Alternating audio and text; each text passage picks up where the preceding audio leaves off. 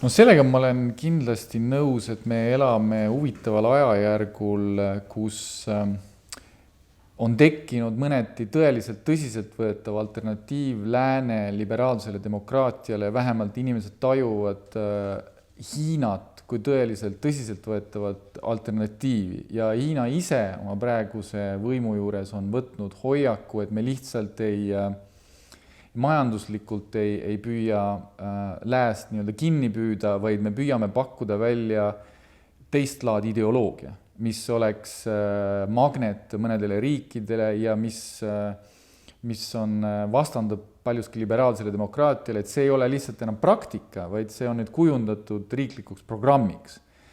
Ja ütleme, kui Putini Venemaa puhul, kes samuti rääkis sellest, et liberaalne demokraatia on iganenud või mõnede teiste riikide puhul, see ei olnud tõsiselt võetav.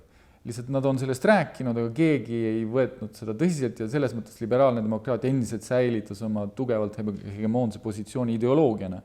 Siis nüüd Hiina puhul, eriti viimaste aastakümnete sündmused on justkui näidanud või inimesed on seda niimoodi tajunud, majanduskriisi puhul näiteks, et Hiina on tõesti paremini hakkama saanud. Ja selle sama pandeemia puhul, vähemalt Hiina ise on seda esitanud, näete, meie süsteem toimib paremini. Ja see ei ole enam midagi, mida keegi tõsiselt ei võta, vaid tõepoolest paljud inimesed on hakanudki seda käsitlema teise alternatiivina ja ka läänes on see tekitanud surve mõneti mingisuguse autoritaarsuse suunas, et see ongi selline tõsiselt võetav konkurent.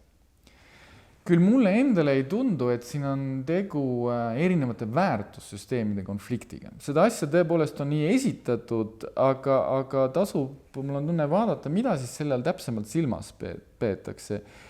See tekkis see mõte Aasia väärtustest, mis eristuvad lääne väärtustest eeskätt 90ndatel aastatel, kus see tekkis reaktsioonina lääne demokraatia nii-öelda eksportimisele katsetele või üleüldisele jutule, et need riigid, mõned Aasia riigid ei vasta ja Kesk-Aasia riigid ei vasta lääne demokraatia nõuetele.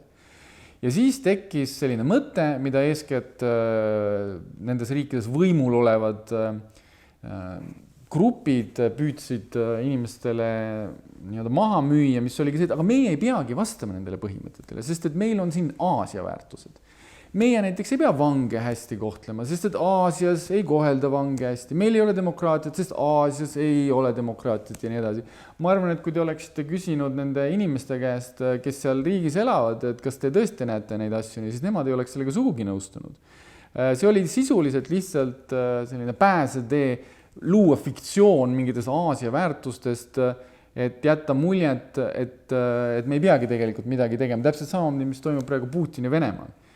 Kui Putini Venemaa pikka aega justkui nõustus sellega, nad ei vasta liberaalse demokraatia nõuetel, üritasid kuidagi luua mingit fassaadi, et nad vastavad, siis palju lihtsam on öelda, et aga me ei peagi vastama, sellepärast, et meil on siin vene väärtused, ortodoks ja nii edasi, mis lubab kõike seda teha, mis Venemaal tegelikult on korruptsioon ja kõik see on kuidagi vene väärtused. Nii et see jutt väärtustest sageli on puhas fiktsioon, mul on tunne.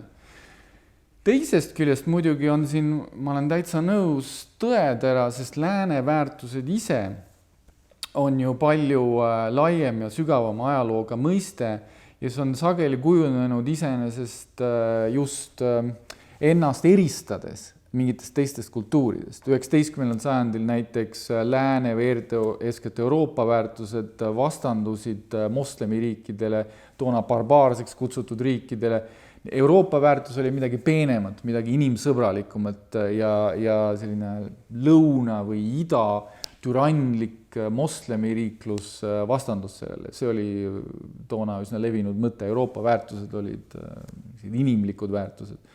Siis tekkis 1920. aastatel Euroopa väärtused hakkasid vastanduma kommunistlikule nõukogude ohule. Aga mis selle ajaloo puhul on huvitav ja miks ma seda mainin, on see, et lääne väärtusi on ka vastandunud läänele enesele. Ja see toimus eeskätt pärast teist maailmasõda, kus hakati otsustama, et meie väärtused on vastanduvad sellele, mis me minevikus olime. Saksa puhul näiteks natsistlik Saksamaa öelda, et need on nüüd need väärtused, meie väärtused oli öelda, et me ei ole see, mis me ise enne olime. Seega lääne väärtused, kui sageli öeldakse, et läänel ei ole ju väärtusest, vaadake, mis seal kõik on tehtud, siis mõneti on see korrektne selles mõttes, et ei ole lääne väärtusi justkui mingid läänes alati järjekindlalt järgitud reegleid, aga läänes on kujunenud teatavad ideaalid, mis on välja kasvanud lääne enda kogemustest, nendest ideaalidest hälbimisega. Ja need selles mõttes väärtused ei ole lihtsalt kirjeldavad, vaid nagu ma enne rääkisin, need on soov olla teistsugused.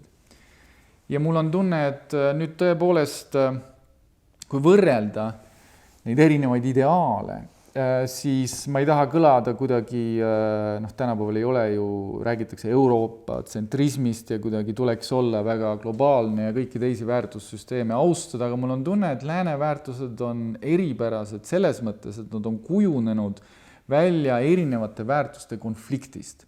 Kui me vaatame näiteks religioonisõdasid 16. 17. sajandil, siis olid seal just nimelt äärmuslikud, täielikud tõde ja absoluutsust nõudvad rühmad.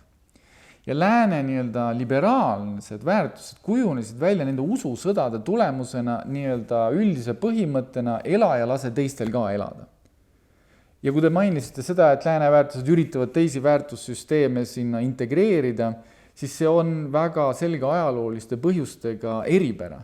Kuna lääne väärtused ei ole midagi, mis pärinevad sügavalt ajaloost, need ongi ususõdade tagajärjel tekkinud usuvabadus, üleüldine liberaalsus, lasta teistel elada. Ja seetõttu mul on tunne, et need lääne väärtused, mis ei peegelda mitte läänelike inimeste eripära, vaid peegeldavad lihtsalt Euroopas kujunenud ajalooliste protsesside eripära, nad sobivad, mul on tunne, tänapäevasesse maailma, selle tõttu, et nad sobivad ühiskondliku elu juhtima olukorras, kus inimesed ei ole ühel meelel ja kus kõik nõuavad oma õigust. Ja näiteks, kui me vaatame seda, mis on Hiina tänane ideoloogia, siis see on ju teistele oma arvamuste peale surumine suuresti. See ei ole üles ehitatud pluralismi tunnustamisele.